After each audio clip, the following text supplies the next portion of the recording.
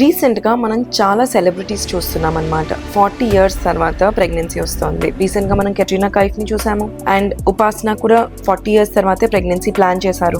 So దీన్ని inspiration గా తీసుకుని నన్ను చాలా మంది పేషెంట్స్ 40 years వరకు ప్రెగ్నెన్సీ వస్తున్నాయి కదా, సెలబ్రిటీస్ కే వస్తున్నాయి కదా, మనం 40 years వరకు వెయిట్ చేస్తే బాగుంటుందేమో అని చాలా మంది అనుకుంటున్నారు. కానీ 40 years తర్వాత ప్రెగ్నెన్సీ అంటే దాని రిస్క్స్ దానికి ఉంటాయన్నమాట. ఫస్ట్ థింగ్, మనకి 35 దాటిన తర్వాత ఎగ్ నంబర్ అనేది తగ్గిపోతూ ఉండొచ్చు. సో 40 దాటిన తర్వాత ఇంకా ఎగ్ నంబర్ తగ్గిపోతుంది. So we really don't know వాళ్ళ ప్రెగ్నెన్సీ ఎలా వచ్చింది. Is it natural or through IVF? We really don't know. రెండోది, మనకి 35 దాటిన తర్వాత అబార్షన్ రిస్క్ కూడా పెరుగుతుంది అనమాట. బేబీలో అబ్నార్మాలిటీస్ రావడం వల్ల మనకి అబార్షన్ రిస్క్స్ కానీ మిస్క్యారేజ్ రిస్క్స్ కానీ పెరుగుతాయి. 35 years దాటిన తర్వాత పెరుగుతుంది, 40 years తర్వాత ఇంకా ఎక్కువ అవుతుంది. మూడోది, 40 years లో ప్రెగ్నెన్సీ వస్తే వాళ్ళకి బీపీ ఎక్కువ వచ్చే ఛాన్స్ కానీ, షుగర్ వచ్చే ఛాన్స్ కానీ, ప్రెగ్నెన్సీ కష్టం అవ్వడం కానీ, ఎక్కువ సిజేరియన్ డెలివరీస్ అవ్వడము అలా అవ్వచ్చు అనమాట. So not every pregnancy after 40 years is safe. దాన్ని మనం ఎగ్జాంపుల్ గా తీసుకోకూడదు. Plan your pregnancy maximum 30 to 35 years మధ్యలో ప్లాన్ చేసుకుంటే ప్రెగ్నెన్సీ కూడా న్యాచురల్ గా వచ్చే ఛాన్సెస్ ఎక్కువ ఉంటాయి, అబార్షన్ రిస్క్ తక్కువ ఉంటుంది అండ్ ప్రెగ్నెన్సీలో మనకి కాంప్లికేషన్స్ కూడా తక్కువ ఉంటాయి.